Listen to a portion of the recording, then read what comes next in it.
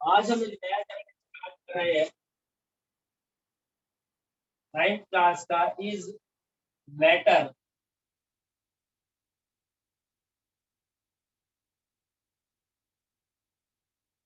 Around us. Chapter का नाम है इज मैटर अराउंड अस, यानी जो मैटर हमारे चारों तरफ है वो प्योर है या नहीं है। जो मैटर हमारे चारों तरफ है वो प्योर है या नहीं। तो प्योर है नहीं वो तो बात की बात है। सबसे पहले तो हमें यही पता चल जाए मैटर क्या चीज होती है। तो हम लोग यहाँ पर देखते हैं एनीथिंग, कोई भी चीज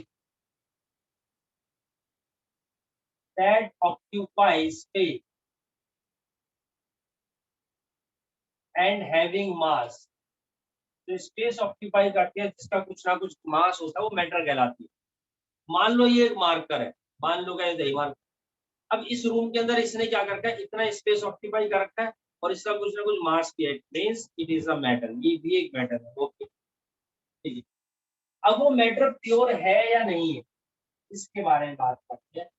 देखो, प्योर का मतलब होता है शुद्ध, है ना। कॉमन लैंग्वेज हम बोलते हैं प्योर का मतलब शुद्ध, बिल्कुल प्योर माल है भाई। प्योर देसी घी, जलेबी प्योर देसी घी की बनी हुई है। शुद्ध मसाले, असली मसाले, ठीक है। ये सब चीजें आप देखेंगे। शुद्ध गाय का घी, निर्मित शुद्ध गाय का दूध, शुद्ध दूध, ये सब चीजें आती। तो शुद्ध मतलब प्योर। हमारी लैंग्वेज में, जनरल लैंग्वेज में शुद्ध का मतलब, प्योर का मतलब होता है जिसके अंदर कोई मिलावट ना हो। शुद्ध मतलब कि देयर इज नो कॉन्टेमिनेशन, यानी जिसके अंदर कोई मिलावट नहीं है, या जिसमें कोई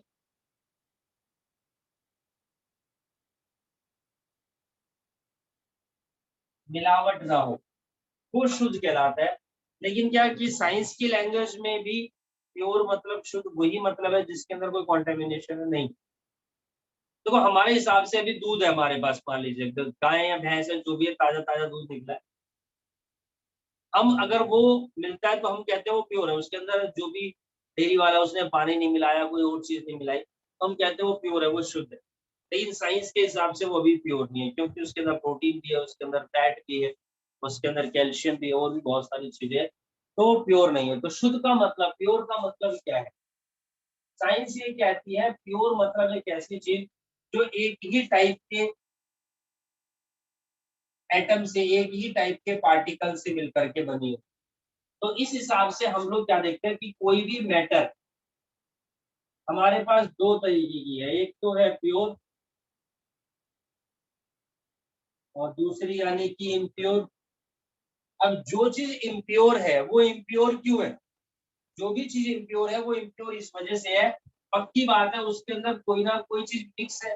तो बेसिकली जो चीज इम्प्योर होती है वही मेरा क्या कहलाता है भाई, वही मेरा यहाँ पर मिक्सचर कहलाता है। जो चीज इम्प्योर है वो बेसिकली मिक्सचर कहलाता है। मिक्सचर, मिक्सचर इम्प्योर होता है, ठीक। अब मिक्सचर हमारे पास दो तरीके का होता है। एक होता है होमोजीनस मिक्सचर, और दूसरा होता है हेट्रोजीनस मिक्सचर। होमो का मतलब सेम, और हेट्रो मीन्स अदर, अलग, डिफरेंट। तो होमो मतलब सेम सेम, यानी कि किसी के अंदर कोई चीज मिक्स है लेकिन हमें पता ही ना चले देख करके इसके अंदर वो चीज मिक्स है भी या नहीं, वो हमारा होमोजीनस मिक्सचर कहलाता है। यानी जिसमें पता ही ना लगे कि क्या चीज इसके अंदर इम्प्योरिटीज मिक्स है, वो मिक्सचर होमोजीनस मिक्सचर कहलाता है। जबकि हेट्रोजीनस मिक्सचर के अंदर जो भी इम्प्योरिटी आप डालते हो वो लगभग लगभग साफ साफ दिखाई दे देती है, ठीक। चलिए, तो होमोजीनस मिक्सचर को ही हम लोग यहाँ पर बोलते हैं सॉल्यूशन। होमोजीनस मिक्सचर को हम सॉल्यूशन बोलते हैं। यानी कि होमोजीनस मिक्सचर जिसमें पता ही ना चले कि क्या इम्प्योरिटीज मिक्स है। हमें नहीं पता चल रहा भैया क्या इम्प्योरिटी मिक्स कर रखी है, तो ऐसा मिक्सचर होमोजेनियस मिक्स कर रहा है, मिक्सचर तो है वो लेकिन पता नहीं चल। एक गिलास पानी में आपने 1 चम्मच नमक डाल दिया, घोल दिया उसको, क्या बिना टेस्ट किए बिना पिए आपको पता चल जाएगा कि उसके अंदर नमक घुला हुआ है? देख करके पता चल जाएगा? बिल्कुल भी नहीं, क्यों? डिजोल्व हो जाता है। तो वो हमारे पास सॉल्यूशन है, वो होमोजीनस मिक्सचर है, टेस्ट करेंगे तो पता चल जाएगा। हेट्रोजीनस मिक्सचर जो होता है ये 2 तरीके का होता है। अगेन एक होता है सस्पेंशन और दूसरा होता है कोलॉइड। इनके बारे में बात करेंगे। सबसे पहले सॉल्यूशन को बता देता हूँ। देखो सॉल्यूशन दो चीजों से मिलकर के बना है। Solution is made up of solute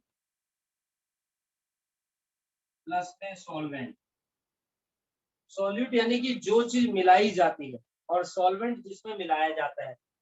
मान लीजिए सॉल्ट है तो ये कहलाएगा सॉल्यूट। मेरे पास वाटर है, वो कहलाएगा सॉल्वेंट। एक गिलास पानी के अंदर अगर आप लोगों ने नमक डाल दिया, हमें नहीं पता चल रहा भाई डाल दिया, कहाँ मिक्स है, कहाँ गया, तो पूरा गायब हो गया। तो ये बेसिकली क्या बना है? This is the solution. ये मेरे पास यहाँ पर क्या बन गया भैया? ये मेरे पास इधर में सॉल्यूशन बन गया। ये सॉल्यूशन है, ठीक है, जिसके अंदर नमक क्या है? सॉल्यूट है, और वाटर क्या है? सॉल्वेंट। यानी जो चीज मिलाई जाती है वो सॉल्यूट और जिसमें मिलाया जाता है वो सॉल्वेंट। लेकिन हर बार ऐसा नहीं है। बेसिकली जनरल लैंग्वेज में समझ सकते हैं आप, लेकिन बेसिकली सॉल्यूट वो चीज होती है जो कम अमाउंट में होती है, और सॉल्वेंट हमेशा ज्यादा अमाउंट में होता है। फिर चाहे सॉल्यूट को सॉल्वेंट में मिला लो, चाहे सॉल्वेंट को सॉल्यूट में मिला लो, जो कम अमाउंट में है वो सॉल्यूट, जो ज्यादा अमाउंट में है वो सॉल्वेंट कहलाता है। ठीक है, डन डन डन। अब मैं बात करता हूँ भैया यहाँ पर सस्पेंशन के बारे में। सस्पेंशन के अंदर क्या होता है?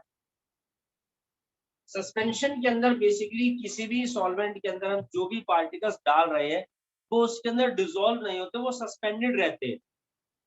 जैसे कि mixture of water and soil. अब एक गिलास पानी में अगर आपने 2 चम्मच सॉइल डाल दिया, मिट्टी डाल दिया, बालू रेत डाल दिया, तो आप देखेंगे वो उसके अंदर घुलेगा भी नहीं, उसी में तैरता रहेगा। थोड़ी देर बाद वो नीचे भी बैठ जाएगा अगर हम उसको अनडिस्टर्ब छोड़ देते हैं। लेकिन पार्टिकल सस्पेंडेड है, बहुत इजीली विजिबल है, देख करके पता चल रहा है अरे इस पानी में तो मिट्टी मिला हुआ है, ये तो इम्प्योरिटीज है। ऐसा मिक्सचर मेरे पास हेट्रोजीनस मिक्सचर कहलाता है। इसका एग्जांपल दिया मैंने, वाटर सॉइल है, वाटर और फ्लोर आटा जो होता है। फिर आता है मेरे पास कोलॉइड या कोलोइडल सॉल्यूशन। कोलॉइड या कोलोइडल सॉल्यूशन क्या चीज होती है उसके बारे में ही बात करते हैं। कोलोइडल सॉल्यूशन क्या होता है? ये दिखने में तो होमोजीनस होता है लेकिन एक्चुअल में ये हेट्रोजीनस। ठीक है, मैं लिख देता हूँ यहाँ पर। यानी कि दिखने में, देखने में है ना, देखने में होमोजीनस यानी पता ही नहीं चलेगा, देखने में होमोजीनस और होता है हेट्रोजीनस। जब ये दिखने में तो होमोजीनस है बट एक्चुअल में हेट्रो, तो हमें पता कैसे चलेगा कि होमोजीनस है हेट्रोजीनस है? हम कब तो इसको कोलॉइड बोलेंगे और कब इसको यहाँ पर सॉल्यूशन बोलेंगे, ये कैसे कहेंगे जब दिखने में दोनों सेम सेम है? तो यहीं पर हमारे पास एक चीज और आती है, this is called the Tyndall effect. ठीक है जी, there is a Tyndall effect. अब ये टिंडल इफेक्ट क्या चीज होती है? टिंडल इफेक्ट का मतलब होता है बेसिकली स्कैटरिंग ऑफ लाइट।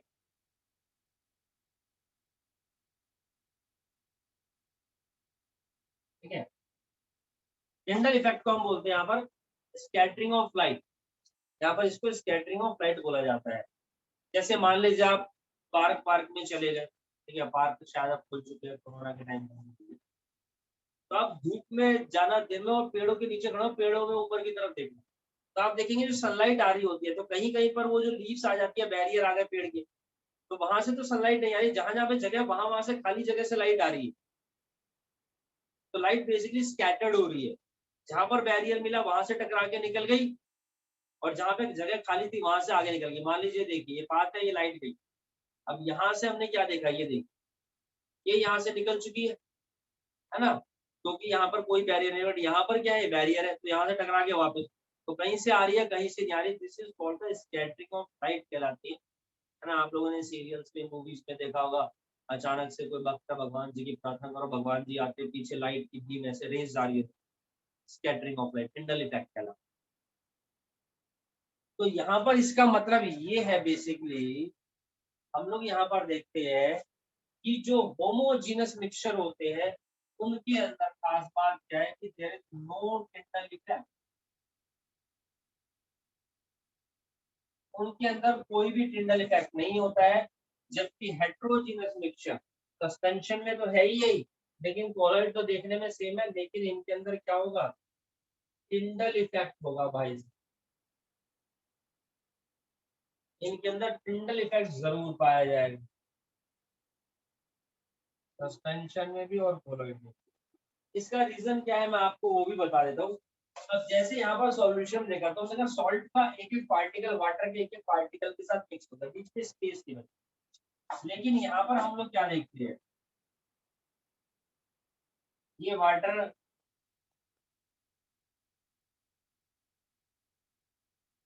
और ये सॉइल ये मिक्स तो हुए नहीं, यानी इनके बीच में स्पेस है। तो यानी कि जब यहाँ से लाइट रे जाएगी, जब यहाँ से लाइट रे जाएगी तो आप ये देखिए, तो टकराए वो वापिस, और जो ये होगी खुद को सीधी निकल, तो ये स्कैटरिंग ऑफ लाइट हो रही है, टिंडल इफेक्ट शो हो रहा है, तो हमें लगता है कि लाइट स्कैटर्ड हो रही है ना, कहीं से पाथ आ रही है, कहीं से टकरा के वापस आ रही है, टिंडल इफेक्ट शो करता है सस्पेंशन में भी और कोलॉइड में। So this is the difference between homogeneous mixture and heterogeneous. Colloid के एग्जांपल के बाद जैसे दूध में पानी, पानी में दूध, खून में तेरे मिट्टी, मिट्टी में तेरा खून, ऊपर अल्लाह नीचे धरती बीच में तेरा कोलॉइड भाई, ठीक है ना। तो ये इसका एक एग्जांपल है। देखिए प्योर के बारे में बात करते हैं, जब मैं प्योर के बारे में बात करता हूँ तो प्योर से अब यहाँ पर क्या मतलब है, कौन सी चीज प्योर है। प्योर मतलब जिसके अंदर कोई भी मिलावट नहीं है, एक ऐसी चीज जो एक ही टाइप के पार्टिकल से मिलकर के बनी होती है वो प्योर कहलाती है। जैसे कि एलिमेंट, और दूसरी चीज कंपाउंड। चलो एलिमेंट समझते हैं, एलिमेंट्स क्या होते हैं। तो जैसा कि आपको पता है हमारे पास बहुत सारे एलिमेंट्स हैं, जिसमें hydrogen, helium, lithium, beryllium, boron, neon, argon, krypton, xenon, radium, copper, gold, mercury, silver, अर्जेंटा, bromide, chloride, beryllium, magnesium, calcium, strontium, rubidium, caesium, francium, पॉलेब, lead, titanium, cyanate, titanium, copper, zinc, nickel, iron, mercury, uranium, thorium, plutonium, germanium, silicon, arsenic, boron, molybdenum, manganese, tennessine, selenium, ruthenium, titanium, plutonium, lanthanide, actinide, americium, europium, vanadium, zirconium, neptunium, tennessine है, और भी बहुत सारे elements होते हैं। और ये जितने भी एलिमेंट्स है, ये सारे के सारे प्योर कहलाते हैं, क्योंकि ये सिंगल है। Hydrogen, helium, lithium, sodium, potassium, rubidium, caesium, francium, etcetera, बहुत सारे एलिमेंट।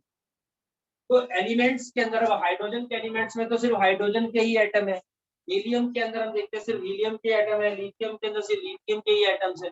यानी ऐसी चीज जो एक ही टाइप के पार्टिकल से मिलकर बनी है वो प्योर कहलाती है, वो मेरे पास एलिमेंट्स है, एलिमेंट्स हमेशा प्योर ही रहेंगी, बिल्कुल कंफर्म।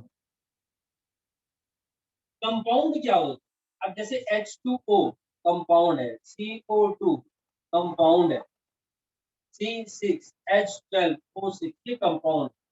अब कंपाउंड भी हमेशा प्योर होते हैं।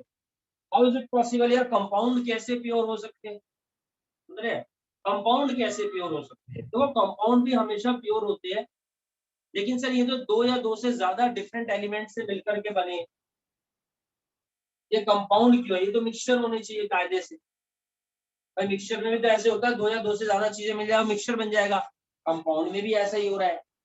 लेकिन हम लोग क्या देखते हैं कि मिक्सचर की जो रेशियो होती है, उसके जो कंपोनेंट्स की रेशियो होती है, वो बिल्कुल भी फिक्स नहीं होती।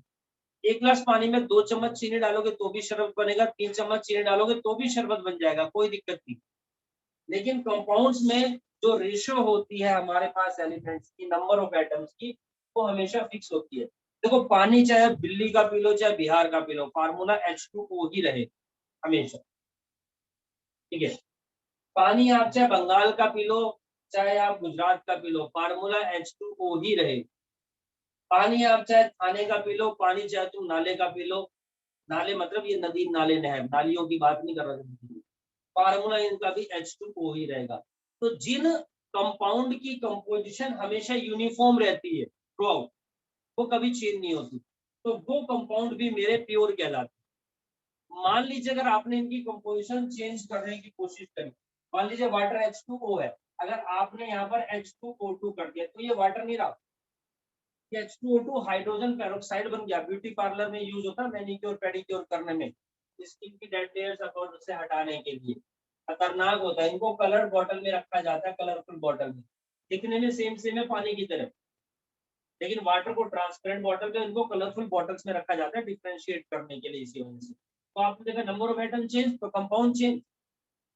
CO2 कार्बन डाइऑक्साइड हम इनहेल करते हैं, लेकिन अगर आपने नंबर ऑफ एटम चेंज कर दिया, CO कर दिया, कार्बन मोनोऑक्साइड, तो जहरीली गैस। तो इसी वजह से मैं बोल रहा हूँ कि कंपाउंड जो होते हैं उनकी कंपोजिशन हमेशा यूनिफॉर्म रहती है। तो that's the reason behind it कि they are always termed as pure. इनको भी हम लोग यहाँ पर प्योर बोलते हैं, ये प्योर कहलाता है, ठीक है। चलिए, तो एलिमेंट्स भी प्योर है, कंपाउंड्स भी हमारे पास यहाँ पर प्योर कहलाते हैं।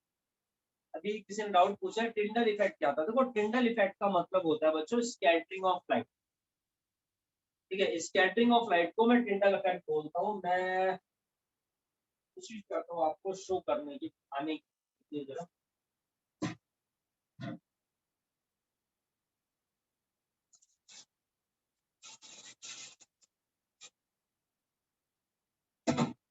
उससे आपको थोड़ा सा आइडिया लग जाएगा, समझ में आ जाएगा टिंडल इफेक्ट के बारे में, ठीक है। ये देखिए, ये एक हैंकी है मेरे पास, ठीक है भैया, ये देखिए, और ये मैंने इसमें से लाइट मारी। अब आप ये देखेंगे कि ये जो ग्रीन डॉट तो आपको दिख रहा है कि इसके चारों तरफ, जो व्हाइट डॉट के चारों तरफ ग्रीन डॉट दिख रही है, लाइट स्कैटर्ड हो रही है बेसिकली। थोड़ा सा और बेटर, थोड़ा कपड़ा वैसा होता है ना छलनीदार, इसका आपको ज्यादा समझ में आता है। एक कपड़ा देखिएगा।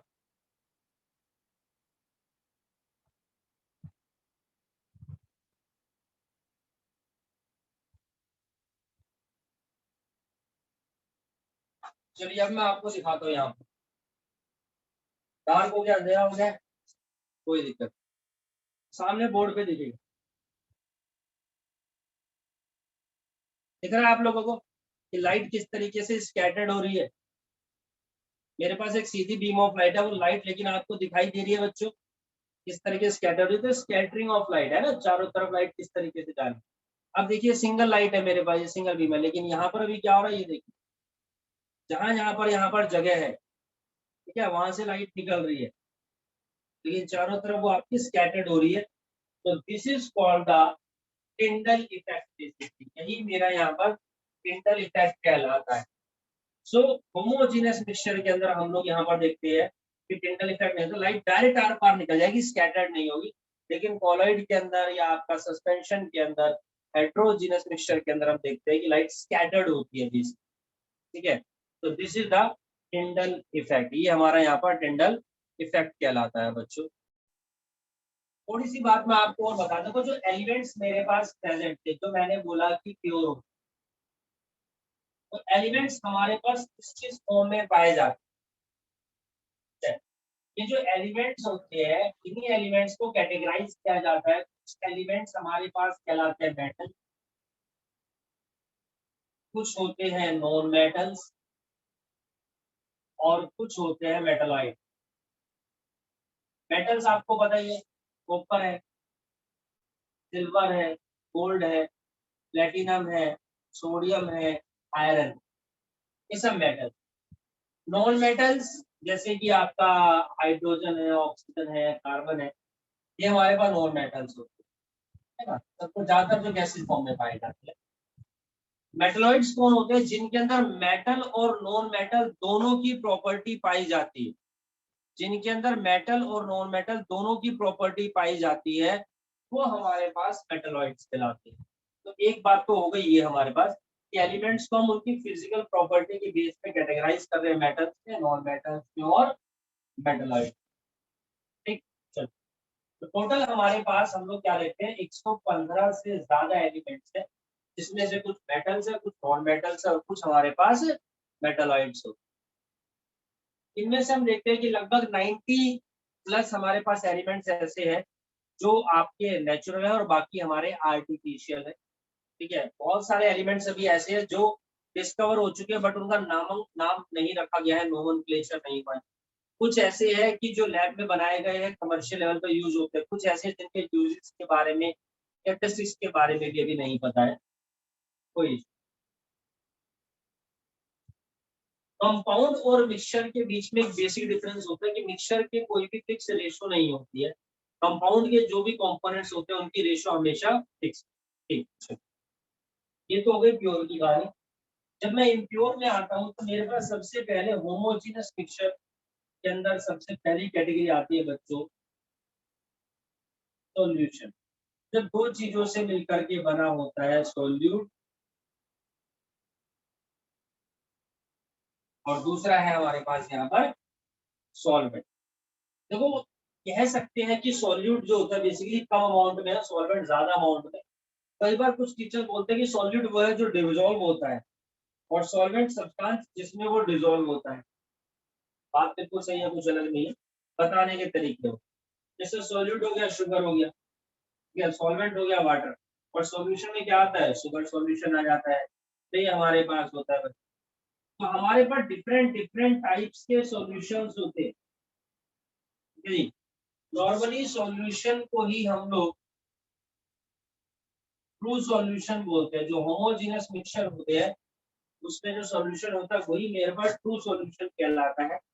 और यहाँ पर हम लोग क्या देखते हैं कि जो सॉल्यूशन होता है वो पूरे तरीके से सॉल्यूट के पार्टिकल सॉल्वेंट में डिसॉल्व हो जाता है। उसका रीजन क्या होता है, साइज ऑफ सॉल्यूट पार्टिकल वो बहुत छोटा होता है। सॉल्यूट के पार्टिकल्स को हम नेकेड आई से नहीं देख सकते हैं, ये होमोजीनस मिक्सचर होता है। और सॉल्यूट के पार्टिकल्स को होमोजीनस मिक्सचर में से हम किसी भी फिजिकल मेथड से सेपरेट नहीं कर सकते। फिजिकल मेथड, मान लीजिए आपने एक गिलास पानी में 2 चम्मच नमक डिसॉल्व कर, अब आप छलनी लगा के उसे छानना चाहो वो छन जाएगा? जी नहीं, ऐसा बिल्कुल भी नहीं है। किसी भी फिजिकल मेथड से सेपरेट नहीं होगा। सेपरेट तो हम कर देंगे लेकिन किसी भी नॉर्मल मेथड फिजिकल मेथड से सेपरेट नहीं होगा। हमें दूसरे मेथड, सेपरेटिंग मेथड्स होते हैं, वो यहाँ पर फॉलो करने पड़ते हैं। ठीक है, मान लीजिए जैसे इवेपोरेशन है, पानी डाल दिया तो सॉल्ट सॉल्यूशन है, पानी भाप बंद उड़ गया, नीचे नमक बचा रह जाता है जी।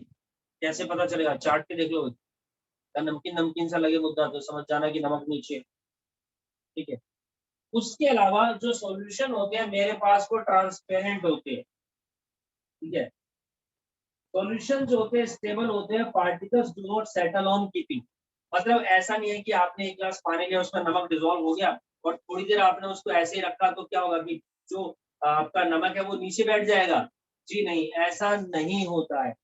वो तब भी आपका पानी जो है वो नमकीन ही रहेगा, चाहे आप आज पिए, चाहे कल पियो, चाहे परसों। ठीक। उसके अलावा सॉल्यूशन के एग्जांपल्स आपको पता होने चाहिए, दो चार। सॉल्ट इन वाटर है, शुगर इन वाटर है, ये सब इसके एग्जांपल।